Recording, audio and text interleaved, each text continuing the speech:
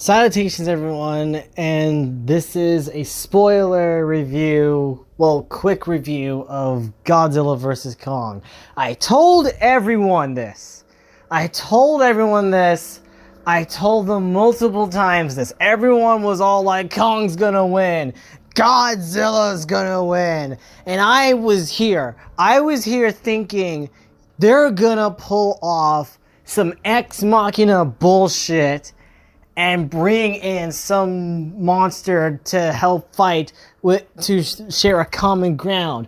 And I was fucking right. And the moment I knew I was fucking right is when Warner Brothers spoiled it already, showing us that Mecha fucking Godzilla was gonna be in the film. And I was like, there's the Ex Machina. There's the Ex Machina that's not gonna show a clear winner. It's just gonna be a fucking, tie. Like, they're gonna bring a truce to themselves and say, yeah, well, we defeated Mechagodzilla, whatever. I guess we're gonna go and, go our separate ways, I guess. I knew it. I knew this from the beginning. Everyone was, thinking, who you think is gonna win? I'm like, bruh, it's gonna have an Ex Machina. They're gonna find a way to make them not fight and kill each other. And I was right. I stuck to my guns thinking that. I mean, I might have had doubts thinking maybe not. Maybe it would go some way. But then I knew for a fact that this was gonna turn the way it was. Mechagodzilla coming in, honestly, that was the coolest thing ever. Mechagodzilla fighting Godzilla and Kong together, that was amazing. I thought that was cool. Especially how they use, it's basically King Ghidorah's brain and his, skull that is, controlling Mechagodzilla, not the people that are trying to control it, like it's some kind of Jaeger from Pacific Rim. And I was thinking, yeah, I don't think one guy is gonna control Mechagodzilla, because again, Pacific Rim taught me that one human brain cannot power a giant mecha robot. It has to be two people. And I feel like that was gonna be the logic coming from there, and I was right. That dude just exploded. It's just I have talked about Godzilla King of Monsters and how much I did enjoy the fights, the battles in that movie, and how it was a bit interesting fun. Though, looking back at that film, it's got some problems, it got some flaws. Mainly because they have too many battles in that movie. Godzilla fights Ghidorah, Godzilla fights I forgot the other ones that he was fighting as well. Then Mothra comes in to help Godzilla. It was crazy all over the place with all the fights, and it kind of got exhausting to the point you kind of got bored of it. Not only that, it kind of still suffered the same problems with the first Godzilla movie, not focusing on the monsters and mainly focusing on the humans more, basically. But this movie, okay, let's be clear. The director of this movie is Adam Wingard, and I kind of had, once I heard he was directing Godzilla vs. Kong, I had some problems. If you don't know, this guy was the person that directed the live-action Netflix Death Note movie, and everyone just hated that film except for a few things. Lakeith Stanfield was a pretty decent L until the script changed him to be more stupid, and then freaking Willem Dafoe as Ryuk was perfect damn casting, and no one had problems with him because he was Ryuk through and through in that movie. I had problems. I thought Adam Wingard was going to screw up this film, but no. Adam Wingard knew what to do with this movie, and he delivered on that. He knew what to do with this film, and I love him for that. because he actually did give us the fights. You are actually focusing on the fights. He knew what we wanted. Two fucking kaiju battling each other to the fucking death. And we get that in this movie. We get that a lot. And they do focus on the fights when need to. They do focus on the humans a little bit when they need to. And this movie doesn't overstay its welcome like Godzilla and King of the Monsters did.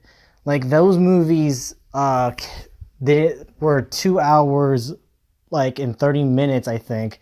And that's kind of, like, too long, basically. And I feel like those movies dragged on for too long. This movie is, like, 1 hour and 53 minutes. So this movie doesn't overstay its welcome a lot as most of the other ones did, which is good. And not only that, they space out the fights so you don't get bored of the action. Like, we get the first Kong and Godzilla fight in, like, this, like, in the sea.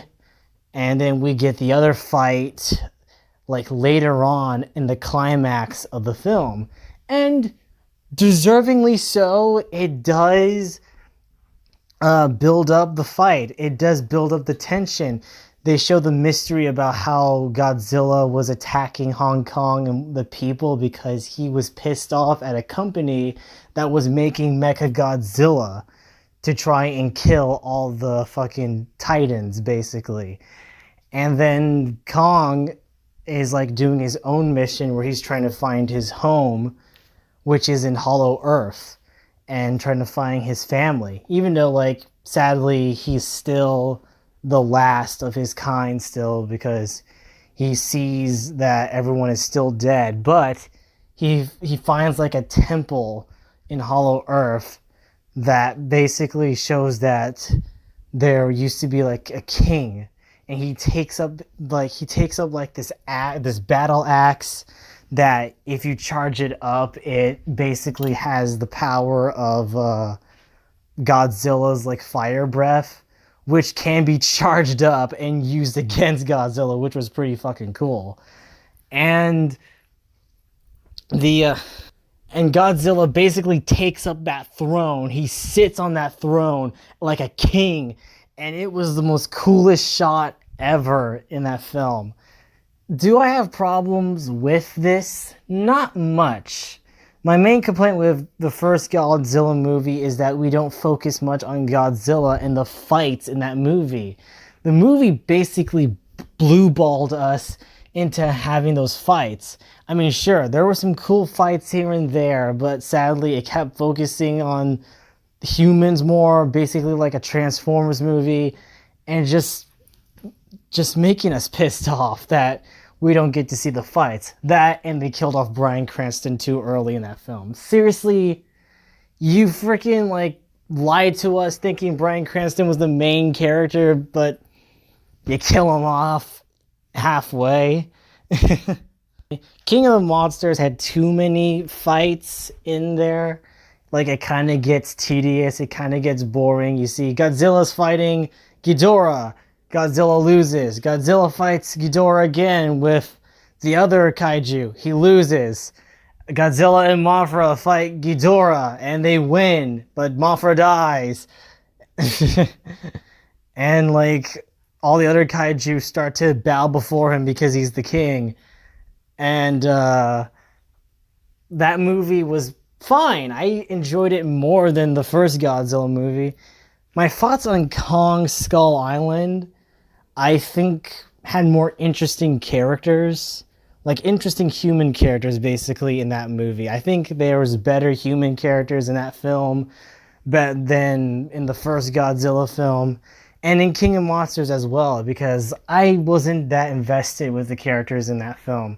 And it's still the same problem here in Godzilla vs. Kong. They're just there to forward the plot, except for, like, the connection with Kong and this little girl that he has protected, because apparently she was part of the village that we saw in Kong Skull Island, and then that entire race of people got wiped out by a storm in Skull Island. and they both communicate with each other through sign language. And I think that was a pretty nice moment, seeing Kong communicating with this little girl like it was like a daughter figure to him, which is pretty interesting to see that. Like, I never seen anyone have like Kong have someone that's more like he treats as a daughter more than like someone he's in love with.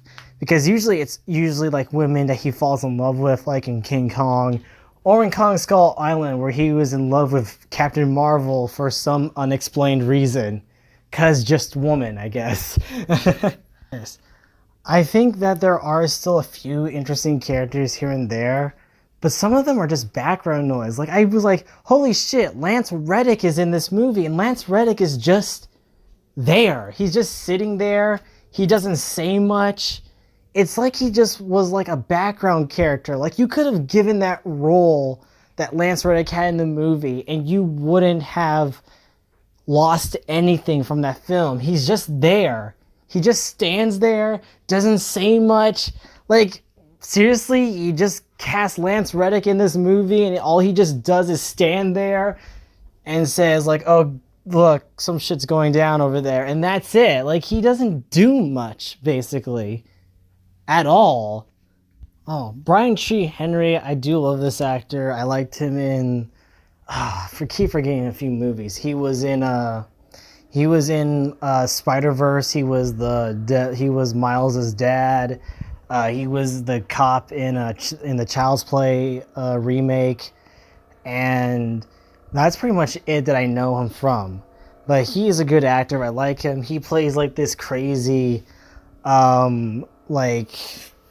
conspiracy nut, like theorist, thinking like, oh, this company is doing something evil, and that's why Kong is attacking people, because he's not attacking for no reason. He's attacking because someone pissed him off, and no one believes him because he's crazy. He kind of reminded me of Woody Harrelson's character in the movie 2012.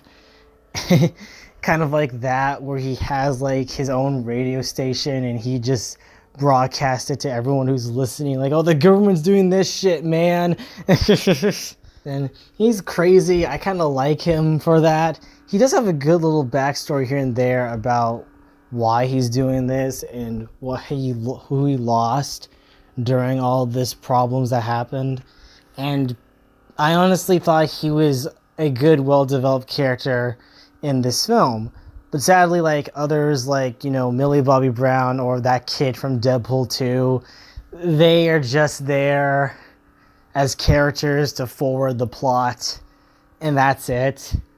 There was only good purpose of characters that are there, which were like the little girl. She basically she had a purpose in this film more, because she was the only one that can communicate with Kong and trying to protect him and trying to help him out, because he's fearful and he's afraid and angry about what's going to happen to him.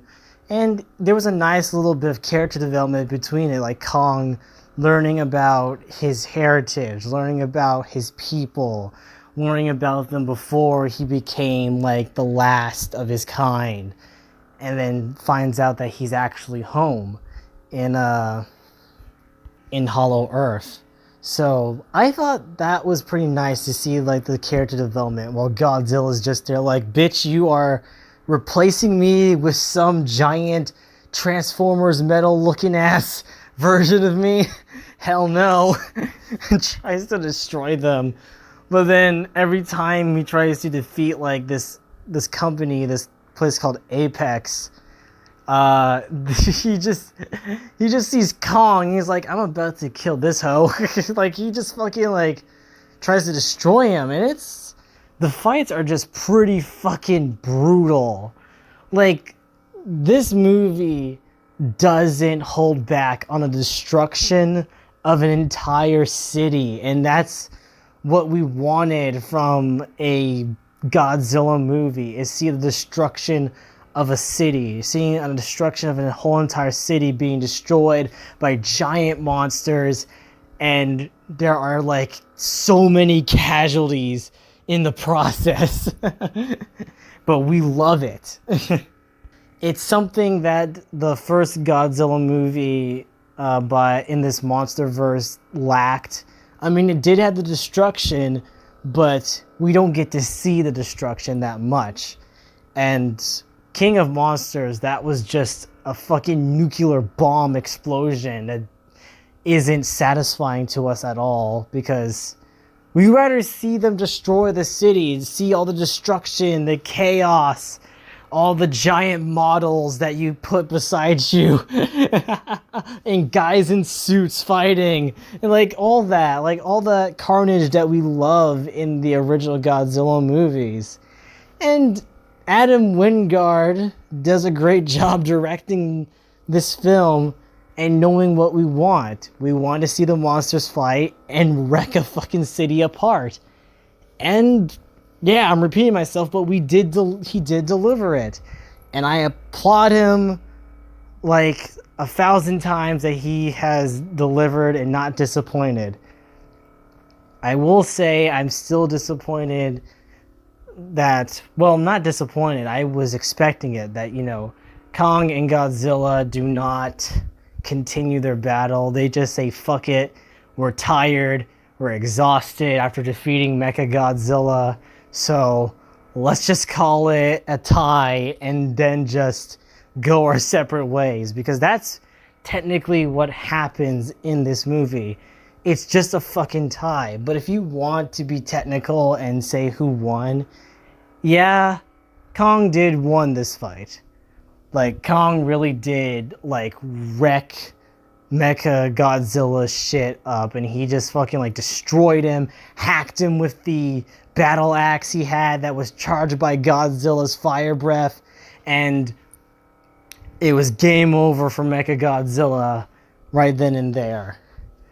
And so, yeah, Kong is clearly probably the winner of this movie, because it ends on him being on Hollow Earth, feeling like he's actually home for once, and he's not in a simulated facility that pretends to be Skull Island, and he's actually having a time of his life. He feels like he's finally home.